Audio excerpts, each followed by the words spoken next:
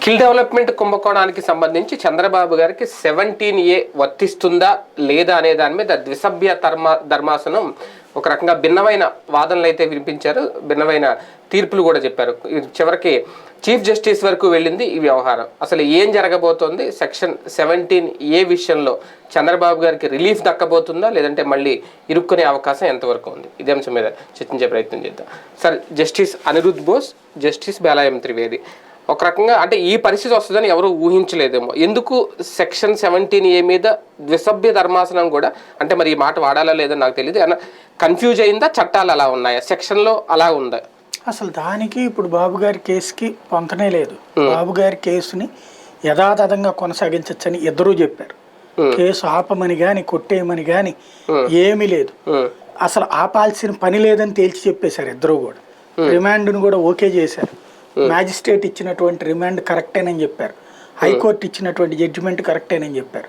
అంటే అది కరెక్టే అంటే గవర్నర్ అనుమతి తీసుకోకపోయినా అరెస్ట్ చేయొచ్చు అని దాన్ని రిమాండ్ రిపోర్ట్ ని సమర్థించినట్టేనా? సమర్థించారు, అది క్లియర్ గానే చెప్పారు. ఇప్పుడైనా తీసుకోవచ్చు కావాలంటే, అందులో ఏం ప్రాబ్లం లేదు.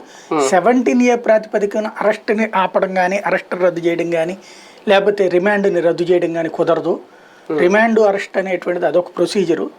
17A కింద అనుమతి తీసుకోవాలా తీసుకోకూడదా అన్నటువంటి సందర్భంలో కూడా ఇద్దరు ఒక విషయంలో ఏకాభిప్రాయానికి వచ్చారు. ఏంటంటే 17A అనేటువంటి కాన్సెప్ట్ మీద కేసు మీద ప్రభావం చూపెట్టకూడదు. కేసు మీదన ఈ 17A అనే దానికి సంబంధం లేదని తేల్చి చెప్పేశారు. 17A కింద అనుమతి తీసుకోవాలా లేదా అన్నటువంటిది అదొక టెక్నికల్ ఆస్పెక్ట్ అంతవరకే. అంటే అందులో 17Aలో మళ్ళీ 3 సబ్సెక్షన్స్ ఉన్నాయి. 17A subsection A, 17A subsection B, 17A subsection C. 17A subsection A ఏం చెప్తుందంటే కేంద్ర ప్రభుత్వ ఉద్యోగులకి సంబంధించి అనుమతి ఎవరికి తీసుకోవాలి, ఆ డిపార్ట్మెంట్ హెడ్ తీసుకోవాలి. 17B ఏం చెప్తుంటే రాష్ట్ర ప్రభుత్వ అధికారులు ఉద్యోగులకు సంబంధించి అది ఆ డిపార్ట్మెంటల్ హెడ్, లైక్ ఒక IAS ఆఫీసర్ ఉన్నాడంటే ప్రిన్సిపల్ సెక్రటరీ అట్లా. 17C అనేటువంటిది ప్రభుత్వ ఉద్యోగులు అధికారులు కానటువంటి వాళ్ళకి సంబంధించిన రాజకీయ నాయకులకు సంబంధించి. అందులో చాలా క్లియర్గా ఉన్నటువంటిది ఏంటి అంటే దాంట్లో అసలు 17A కాన్సెప్టే ఉద్యోగం నుండి తొలగించేటటువంటి అధికారం ఉన్న వాళ్ళ దగ్గర అనుమతి తీసుకోవాలని. రాజకీయ నాయకులకు ఉద్యోగం నుంచి తొలగించే అధికారం ఎవరికీ ఉండదు. అంటే ఎమ్మెల్యేలని సస్పెండ్ చేసే అధికారం స్పీకర్ ఉంటుందేమో. సస్పెన్షన్ మాత్రమే, రిమూవల్ అధికారం మళ్ళీ శాసనసభకి సమిష్టిగా ఉంటుంది తప్పించి విడిగా ఉండదు. అంటే డిస్మిస్ చేసే అధికారం ఉండదు, డిస్మిస్ చేసే అధికారం వరకు చేయొచ్చు అంతే. ఇక్కడ దాంట్లో డిస్మిస్ చేసే అధికారం ఉన్నటువంటి వాళ్ళకి మాత్రమే ఉంది. కాబట్టి ముఖ్యమంత్రికైనా వీటందరికీ కూడా ఉండదు. ఒక రకంగా రాజకీయ నాయకులకు వర్తించదా అలా అనుకుంటే? వర్తించదు. దాంట్లో కూడా 17Cకి సంబంధించి ఆపరేషనల్ SOP అంటారు, స్టాండర్డ్ ఆపరేషనల్ ప్రొసీజర్ అని. దీని మీదనే ఒక అనుమానాలు వచ్చినప్పుడు కేంద్ర హోంశాఖ ఒక ప్రొసీజర్ రాసిచ్చింది. ఆ ప్రొసీజర్ ప్రకారము ఈ 17A సబ్సెక్షన్ Cలో ఉన్నటువంటి వాళ్ళకి సంబంధించి అనుమతి DGPది చాలు అని ఇచ్చింది. DGP రాష్ట్ర పోలీసు ఉన్నతాధికారి అనుమతి చాలని రాసిచ్చింది అక్కడ. కాబట్టి అది సరిపోతుంది దీంట్లో. ఎందుకంటే ఇప్పుడు ఒక ముఖ్యమంత్రి ఉన్నాడు, ముఖ్యమంత్రిని తొలగించే అధికారం గవర్నర్కి కూడా లేదు. కేవలం ఒక ముఖ్యమంత్రి శాంతి భద్రతల వైఫల్యం చెందినప్పుడు అతను ఇట్లాంటి వైఫల్యం చెందాడని గవర్నర్ ఒక నివేదిక ఇస్తే ఆ నివేదికని కేంద్ర కేబినెట్ చర్చించి ఆ కారణంగా ఆ ప్రభుత్వానికి ఉండే అర్హత లేదని భావించి వాళ్ళు ఒక తీర్మానం చేస్తే అప్పుడు మాత్రమే రాష్ట్రపతి మాత్రమే తొలగిస్తారు. అప్పుడు ముఖ్యమంత్రికి సంబంధించి ఆరోపణ వచ్చినప్పుడు రాష్ట్రపతి అనుమతి తీసుకోవాల్సి వస్తుంది, కానీ గవర్నర్ అనుమతి ఎట్లా అవసరం అవుతుంది? కాబట్టి అసలు ఆ ప్రొసీజర్ అనేటువంటిది రాజకీయ నాయకులకు సంబంధించి కన్ఫ్యూజన్ ఇంతకు ముందే వచ్చినప్పుడు ఆ ఆర్డర్స్ ఇచ్చింది. ఎప్పుడంటే కర్ణాటకలో కొంతమందికి సంబంధించి ఇట్లాంటి ఇష్యూస్ వచ్చినప్పుడు, లిటిగేషన్స్ వచ్చినప్పుడు ఈ 17Aకి సంబంధించిన ఆపరేషనల్ ప్రొసీజర్స్ని SOPని ఇచ్చిందనమాట. దాంట్లో అందులో DGP అని మాత్రమే ఉంది. ఇప్పుడు ఈ ఛాలెంజ్లో పాయింట్ అది కూడా వస్తుంది. అందుకనినే దాన్ని త్రిసభ్య ధర్మాసనానికి వెళ్ళారు కాబట్టి ఇది మేబీ రాజ్యాంగ ధర్మాసనానికి కూడా వెళ్ళొచ్చాము. 5 సభ్యులు రాజ్యాంగ ధర్మాసనం వెళ్ళి అసలు టోటల్గా SOPని రద్దు చేయొచ్చు. ఎందుకంటే ఒక చట్టాన్ని పార్లమెంట్లో చేసినప్పుడు ఆ చట్టంలోనే మెన్షన్ చేసినటువంటి పాయింట్కి విరుద్ధంగా ఉంది. వాస్తవంగా పార్లమెంటులో చర్చలు జరగకుండా బిల్లులు ఆమోదం పొందితే ఈ దరిద్రమే ఉంటుంది. అక్కడ గనక ఆమోదించేటటువంటి సందర్భంలో ప్రతిపక్షాలు ఆ పాయింట్ రైజ్ చేసి ఉంటే గనక ఆన్సర్ చేస్తూ కేంద్ర ప్రభుత్వం అప్పుడే సెటరేట్ చేసి ఉండేది. ఇప్పుడేమో వీళ్ళందరూ అరుపులు కేకలు చేయడానికి లోక్సభలకి పార్లమెంట్లకి వెళ్తూ ఉన్నారు. దాంతో మూజువాణి ఓటుతో ఆమోదం పొందేస్తున్నాయి బిల్లులు. మూజువాణి ఓటుతో ఆమోదం పొందే బిల్లు వల్ల వచ్చేటటువంటి వైఫల్యం ఏంటన్న దానికి సజీవమైనటువంటి సాక్ష్యం ఇది. 17A సబ్సెక్షన్ సిలో ఉన్నటువంటిది. అంటే మిగతా వాటిట్లయితే ఒక ఐఏఎస్కి పైన అధికారి ఎవరుంటారు, డిపార్ట్మెంటల్ హెడ్, లేదా ఒక ఐపీఎస్కి డీజీపీ, ఇట్లా ఉంటారు, వాళ్ళ అనుమతి తీసుకోవచ్చు అనేది వాళ్ళ మీదన. ఇక్కడ ఇది ఎందుకు ఇచ్చారు అంటే వాస్తవంగా చెప్పాలంటే ఆంధ్ర, తెలంగాణ, తమిళనాడు కేసుల వల్లనే వచ్చింది. ఇక్కడ ప్రతీకార రాజకీయ కేసులు ఆ మధ్యకాలంలో కేంద్ర ప్రభుత్వంతో ప్రతీకారం, లేకపోతే ఇక్కడ ఉన్నటువంటి ప్రతీకారం ఇంక్లూడింగ్ జగన్మోహన్ రెడ్డి మీద కేసుల్లో కూడా అమాయకమైనటువంటి ఐఏఎస్ని, ఐపీఎస్ని ఇరికిస్తున్నారు. అంటే రాజకీయ కక్షలతో తమ ప్రత్యర్థుల మీద కేసులు పెట్టేందుకోసం ఆ కేసులలో ఉట్టి రాజకీయ నాయకుడిది అయితే గనక కేసు కొట్టివేయబడుతుందని ఐఏఎస్లు, ఐపీఎస్ల మీద కూడా కేసు పెట్టడం ప్రారంభించారు. జగన్ కేసులు అదే కదా జరిగింది. వాళ్ళందరూ గొడవ చేశారు కేంద్రం దగ్గరికి వెళ్ళి, మాకేం పని, మేమే ఎందుకు చేస్తాం అందులో అవినీతికి, మేము అవినీతికి పాల్పడితే సిబిఐతో దర్యాప్తు చేయించండి. కానీ ఒక ప్రొసీజర్ని ఒక రాష్ట్ర ప్రభుత్వం నిర్ణయం తీసుకుంటే ఆ రాష్ట్ర ప్రభుత్వం క్యాబినెట్ నిర్ణయం తీసుకుంది. ఆ క్యాబినెట్ నిర్ణయాన్ని మేము అమలు చేస్తే దానివల్ల లోపం వచ్చినా, మంచి జరిగినా, చెడు జరిగినా ఆ ప్రభుత్వానికి బాధ్యత అవుతుంది. కానీ మధ్యలో మమ్మల్ని ఎందుకు అంటారు? అట్లాగైతే కనుక మేము ఏ ప్రభుత్వం మాట వినం, ప్రతిదానికి కూడా మేము కంప్లైంట్ రాసి పక్కన పడేసేస్తాం, అప్పుడు మీరు ఏ పని చేయలేరు ప్రభుత్వాలు అన్నటువంటి విషయాన్ని వీళ్ళందరూ చెప్పినప్పుడు అది పెద్ద ఎత్తున చర్చనీయాంశం అయిన తర్వాత కేంద్ర ప్రభుత్వం తీసుకొచ్చినటువంటి చట్టమే 17A. దీని ప్రకారం ఏంటంటే రాజకీయ కక్ష సాధింపులతో జరిగేటటువంటి కేసులో లేదా రాజకీయ పరమైనటువంటి కేసుల్లోనూ ఐఏఎస్లు, ఐపీఎస్లు ఇరికించకుండా తీసుకొచ్చేటువంటి. ఇదివరకు ఏంటంటే ప్రొసీజర్ ఒకటి ఉండేది. ఐఏఎస్లు, ఐపీఎస్ల మీదన వాళ్ళకి ఆటోమేటిక్ సెక్యూరిటీ ఉండేది. అంటే వాళ్ళు ఒక నిర్ణయం తీసుకుంటే వాళ్ళకి దాని మీద వాళ్ళకంటూ ఇండివిజువల్గా డబ్బులు సంపాదించుకుంటే తప్పించి నార్మల్ ప్రొసీజర్లో వాళ్ళని మీద కేసు పెట్టడానికి వీల్లేదు. కానీ తర్వాత కాలంలో ఐఏఎస్లు, ఐపీఎస్లు కూడా అవినీతి పరులు అవుతూ ఉన్నారని తెలిసిన తర్వాత వాళ్ళ మీద కేసులకు కూడా ముందుకొచ్చింది ప్రభుత్వాలు. అందులో భాగంగానే అప్పుడు జగన్ కేసుల్లో పెట్టినటువంటిది కానీ ఇది నడిచింది. అయితే తర్వాత తేలింది ఏంటంటే వీళ్ళందరూ చెప్పేటువంటిది ప్రొసీజరల్ ల్యాప్సెస్ అంటే మేము చేస్తే ప్రొసీజరల్ ప్రకారం చర్య ఉండాలా, అది డిపార్ట్మెంటల్ సస్పెన్షను ఇట్లాంటిది ఉండాలా. డాక్టర్ తప్పు చేస్తే మర్డర్ కేసు పెట్టి లోపల అయ్యారు కదా, డాక్టర్ ఒక ఆపరేషన్ చేస్తే ఫెయిల్ అవుతుంది, చచ్చిపోయాడని చెప్పేసి ఏం చేస్తారు, దాని మీద ప్రొసీజరల్ ఎంక్వైరీ చేస్తారు. మీరు ఇట్లాగ మా మీద ప్రొసీజరల్ ఎంక్వైరీ చేయాలి కానీ క్రిమినల్ యాక్ట్ కింద ఎట్లా తీసుకొస్తారు అన్నటువంటి పాయింట్ని రైట్ చేశాక దాని మీద తీసుకొచ్చినటువంటి చట్టం 17A. వాళ్ళకి సెక్యూరిటీ కోసం ఇచ్చిన దాంట్లో మధ్యలో ఇదొకటి దూర్చబడింది. అది అక్కడ బిల్లు తయారు చేసినటువంటి మేధావుల యొక్క తెలివితేటలు. ఎందుకు అంటే ప్రభుత్వం దగ్గర జీతం తీసుకునే ప్రతి ఒక్కడు కూడా అవినీతి నిరోధక చట్ట పరిధిలోకి వస్తారు. గతంలో సుప్రీంకోర్టు ఇచ్చిన చట్టాన్ని దృష్టిలో పెట్టుకుని ఎమ్మెల్యేలు, ఎంపీలు వీళ్ళు కూడా ప్రభుత్వ జీతాలు తీసుకుంటారు కాబట్టి వాళ్ళు కూడా ఈ పరిధిలోకి వస్తారంటూ 17A సబ్సెక్షన్ C యాడ్ చేశారు. అయితే మిగతా ఐఏఎస్లకి, ఐపీఎస్లకి ఎవరైనా తొలగించబడేటువంటి అధికారం ఉందో, ఫర్ ఎగ్జాంపుల్ ఒక జిల్లా కలెక్టర్, ఒక ఐఏఎస్, ఎవరినైనా సరే హైయెస్ట్ తొలగించే అధికారం ఎవరికి ఉంటుంది? Chief secretary. ఐపీఎస్లకి, డీజీపీకి ఉంటుంది. కాబట్టి వాళ్ళ వరకు మాత్రమే వర్తిస్తుంది తప్పించి ఇది లేదని. కానీ దాంట్లోనూ ఒక ల్యాప్సెస్ వాళ్ళని తొలగించే అధికారం వాస్తవంగా కేంద్ర హోంశాఖ ఉంటుంది, కింద ఉన్నటువంటి రాష్ట్ర ప్రభుత్వానికి ఉండదు. అవి కాస్త మొత్తం గందరగోళంగా ఉంది ఆ చట్టం. ఈ మొత్తం వ్యవహారం చంద్రబాబు గారి పుణ్యం అని చెప్పేసి టోటల్ గా చట్టమే రద్దయ్యే పరిస్థితి ఉంది ఫ్యూచర్ లో. అంటే 17A గురించి కూడా అందరికీ తెలుస్తుంది ఒక రకంగా. కానీ బాబు గారి కేసుకి దీనికి లింక్ ఉందా లేదా అనేది, ఎందుకంటే 17A ద్వారానే ఈ కేసు క్వాష్ చేయాలి అనే ఉద్దేశం, దాని మీదే వాదనలు వినిపించడం. రేపొద్దున్న 2018 ముందు కేసులు కనుక 17A వర్తించవు అంటే అప్పుడు బాబు గారి కేసు మళ్ళీ మొదటికి వస్తుందా? న్యాయమూర్తులకు ఉండేటటువంటి పని ఒత్తిడిని అడ్డు పెట్టుకుని టెక్నికల్ ఆస్పెక్ట్స్ మీద ఆడేటటువంటి నాటకం తప్పించి 17A ఇష్యూ మీద ఛాలెంజ్ అనేది వేరే ఏమీ లేదు. న్యాయమూర్తులు వేరే వేరే పనుల్లో ఉండిపోతుంటుంటారు. వాళ్ళ మీదన ఒక రకమైనటువంటి సైకలాజికల్ గేమ్, మీరు రామోజీరావు గారి కేసుల్లో చూసినా వీటిలో చూసినా కూడా ఒక సైకలాజికల్ గేమ్, అర్థం లేని అంశం వైపుకి తీసుకెళ్లి డైవర్ట్ చేయడం. ఇప్పుడు దీంట్లో ఏమడగాల, ఒకటి వెంటనే ఛార్జ్ షీట్ని బేస్ చేసుకుని, అంటే FIRని బేస్ చేసుకుని, రిమాండ్ రిపోర్ట్ని బేస్ చేసుకుని బెయిల్ అడగచ్చు. బెయిల్ ఆటోమేటిక్గా వస్తుంది.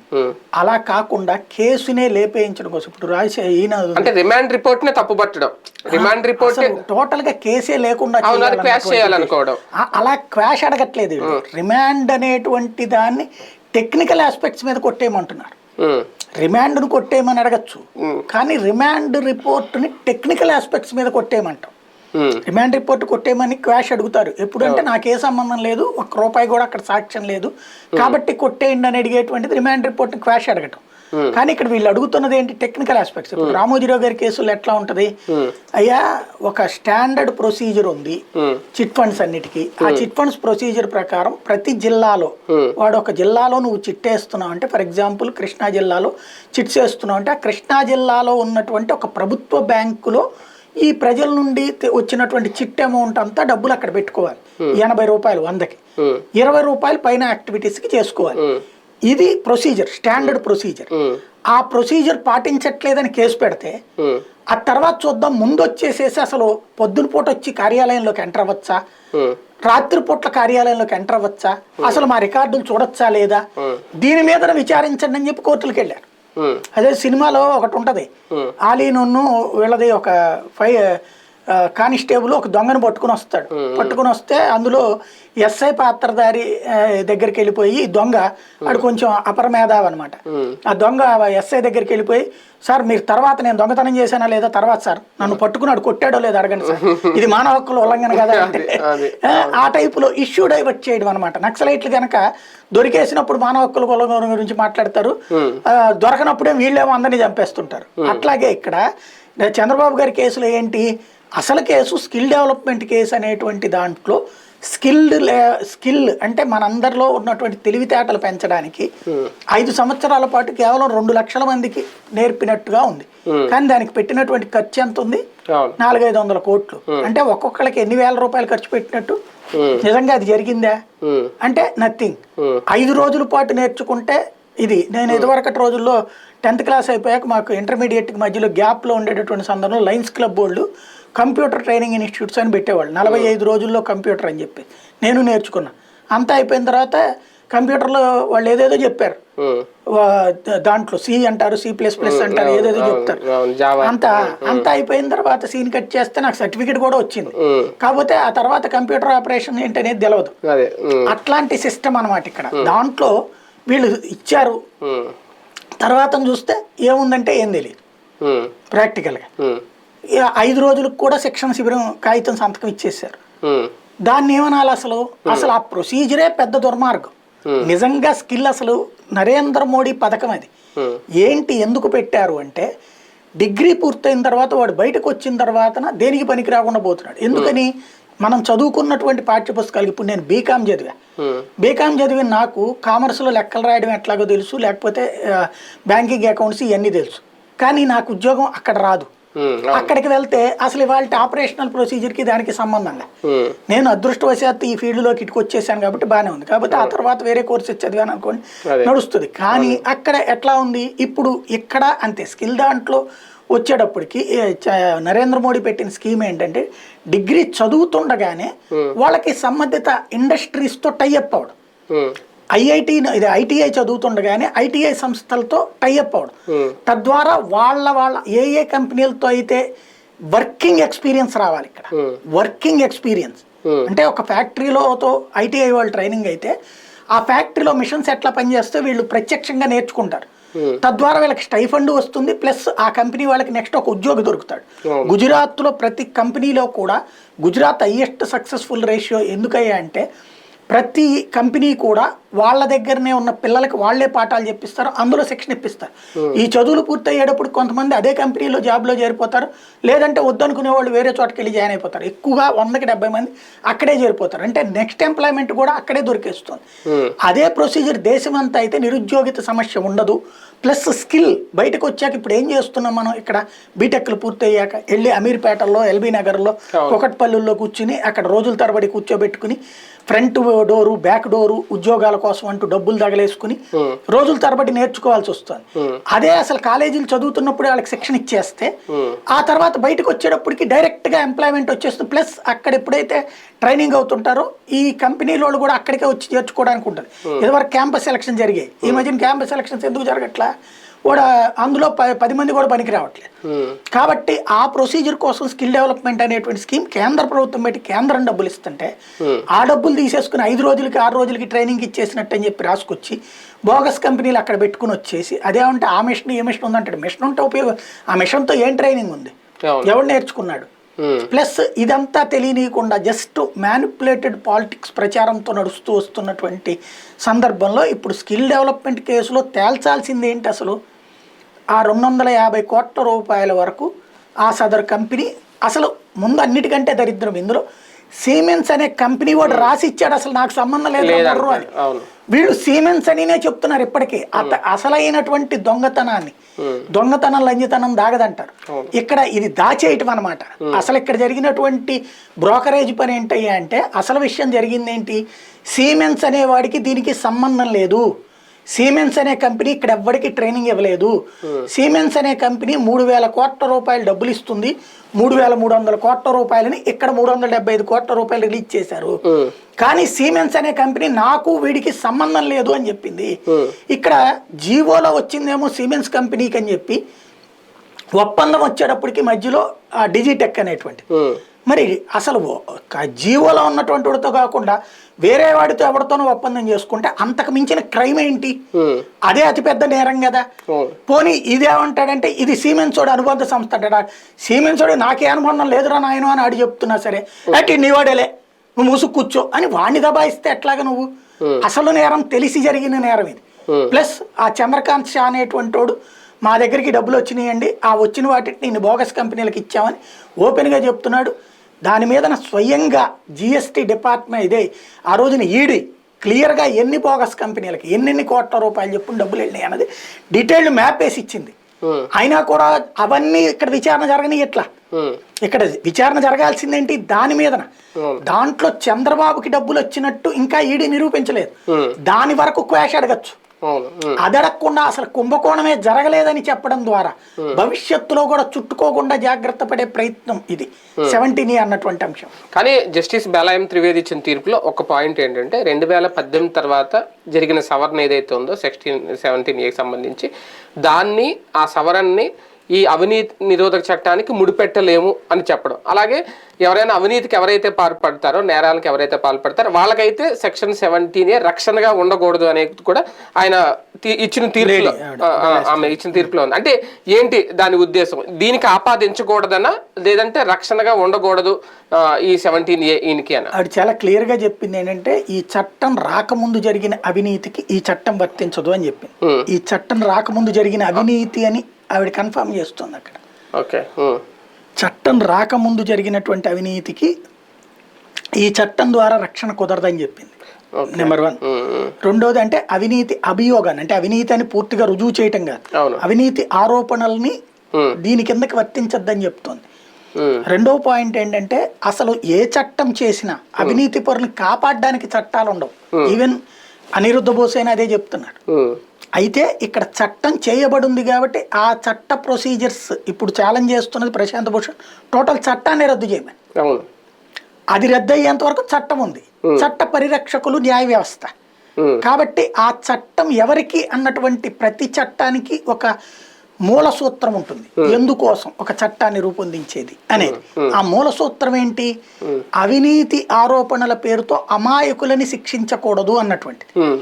అమాయకుల్ని శిక్షించకూడదని పెట్టిన చట్టం అవినీతి ఆరోపణలు ఎదుర్కొంటున్నటువంటి ప్రాథమిక ఆధారాలు ఉన్న వాళ్ళకి వర్తించకూడదని చెప్తున్నారు వీళ్ళు. అంటే ప్రాథమిక ఆధారాలు ఉన్నాయని వీళ్ళిద్దరూ ధృవీకరిస్తున్నారు. రిమాండ్ రిపోర్ట్ ఓకే చేయడం అంటే అవినీతి ఆరోపణలు ఉన్నాయని ఓకే చేయటం. అవినీతి ఆరోపణలకి ప్రాథమిక ఆధారాలను రిమాండ్ రిపోర్ట్ని ఓకే చేస్తున్న మ్యాజిస్ట్రేట్ చెప్పారు. ఆమెను సమర్థించారు ఇద్దరు న్యాయమూర్తులు కూడా. ఇక్కడ ఉన్నటువంటి మ్యాజిస్ట్రేట్ ఇచ్చినటువంటి పాయింట్ని రిమాండ్ రిపోర్ట్ని ఇద్దరూ సమర్థిస్తూ ఆ కేసు కొట్టేయాల్సిన అవసరం లేదు, విచారణ కొనసాగించచ్చని ఇద్దరూ చెప్పారు. తద్వారా అర్థం ఏంటి? ఇంకా ఆటోమేటిక్గా అవినీతి జరిగినటువంటి ప్రాథమిక ఆధారాలను సుప్రీంకోర్టు కూడా అంగీకరించినటువంటి కేసు ఇది. కాబట్టి ఇందులో అది లేదు ఇది లేదు అనేటువంటిది కేవలం ఇక్కడ ఏంటంటే టెక్నికల్. సరిగ్గా చెప్పాలంటే వ్యభిచార గృహంలో దొరికినటువంటి సందర్భంలో మేమిద్దరం మైనర్లమే కాదు మేజర్లమే, మమ్మల్ని ఎందుకు అరెస్ట్ చేస్తారు అని నిలదీస్తే కోర్టు కూడా అవును తప్పే ఉందంటది. కాబట్టి ఆ విధంగా ఇక్కడ మాట్లాడటానికి తప్పించి ఇందులో అవినీతి లేదు అని ఎవడు సర్టిఫికెట్ ఇవ్వాల. ఇప్పుడు ఫైనల్ గా చీఫ్ జస్టిస్ బెంచ్ నుంచి 17A సంబంధించి ఒక క్లారిటీ వచ్చిన తర్వాత చంద్రబాబు గారి క్వాష్ చెయ్యాలా లేదా అనేది అన్న డిసైడ్ అవుతుందా? ఇంకా అసలు దానికి సంబంధం లేదు. ఇక 17A అనేటువంటిది భవిష్యత్తులో చంద్రబాబు గారిని ఒక రకంగా భ్రష్టు పట్టించింది సిద్ధార్థ లోద్ర. తన ప్రచారం కోసం ఆయన చేసుకున్నాడు. భవిష్యత్తులో ఏ అవినీతి కేసుల్లోకి వచ్చినా సరే దన్మని ఈ జడ్జిమెంట్ తీస్తారు. కానీ అసలు విషయం పక్కన పెట్టి పక్కకి వెళ్ళేలా చేసి 17A ద్వారా చుట్టూనే కేసును తిప్పిన ఘనత అయితే మరి ఆయనకే దక్కుతుంది. దానివల్లనే నేను అంటోంది, దానివల్ల ఏమైంది, చంద్రబాబు గారు ఎక్కువ రోజులు జైల్లో ఉండాల్సి వచ్చింది. మొట్టమొదట్లో గనక రిమాండ్ రిపోర్ట్ ఆధారంగా అడిగితే గనక 10 రోజుల్లోనే బెయిల్ వచ్చేది ఆయనకి. కానీ ఆయన్ని 52 రోజుల పాటు జైల్లో పెట్టి తన కెరీర్ ని ఎస్టాబ్లిష్ చేసుకోవడానికి నాశనం చేసుకొచ్చింది సిద్ధార్థ లోద్ర. ఇప్పుడు ఏమైంది, ఆయన 17A అన్నటువంటి అంశం మీద ఇప్పుడు డివిజన్ బెంచ్ దాకా వెళ్తుంది. అవినీతి పరులను కాపాడమని చెప్పి రేపు సుప్రీంకోర్టు చెప్తుందా? అవినీతిని మీద కేసులు రాజకీయ నాయకులు వద్దని చెప్తుందా? ఇప్పుడు రేపు ఏముంటుంది, ప్రతి కేసులో కూడా దీన్ని ఏమంటారంటే బెంచ్ మార్క్ కేసెస్ అంటారు. ప్రతిసారి వాదించేటప్పుడు ఉటంకించేటటువంటి ఒక కేసు. ప్రతిసారి చంద్రబాబు నాయుడు గారి అవినీతి వచ్చినప్పుడల్లా చంద్రబాబు గారి కేసు వస్తుంది. Nara Chandrababu Naidu versus state of Andhra Pradesh కేసులో ఇట్లా జడ్జిమెంట్ ఇచ్చిందని ఒక లాయర్ తీస్తాడు, ఇందులో ఈ తేడా ఉందని ఇంకో లాయర్ తీస్తాడు. ప్రతిసారి Nara Chandrababu Naidu versus state of Andhra Pradesh corruption case అండి, 17A కేసు అండి. ఇక అది రచ్చ నడుచుద్ది. లేదు వర్తిస్తుంది అనుకుంటే రేపు పొద్దు నుంచి ఏ ఎమ్మెల్యే అవినీతికి పాల్పడినా గవర్నర్ దగ్గరికి వెళ్ళి పర్మిషన్ తీసుకొని అప్పుడు వాళ్ళ మీద రిమాండ్ రిపోర్ట్ తయారు చేయాలి, అరెస్ట్ చేయాలి వాళ్ళని. అంతే అవుతుంది, అదే జరుగుతుందేమో. రైట్, చూద్దాం ఏం జరగబోతోంది. సెక్షన్ 17A సంబంధించి చీఫ్ జస్టిస్ ఏం చెప్పబోతున్నారు, ఎలాంటి జడ్జిమెంట్ రాబోతుంది, ఆ తర్వాత ఈ కేసుకు సంబంధించి స్కిల్ డెవలప్మెంట్ కేసులో బాబు ఇరుక్కుంటారా లేదంటే దానికి దీనికి సంబంధం ఉండదు, వేచి చూద్దాం.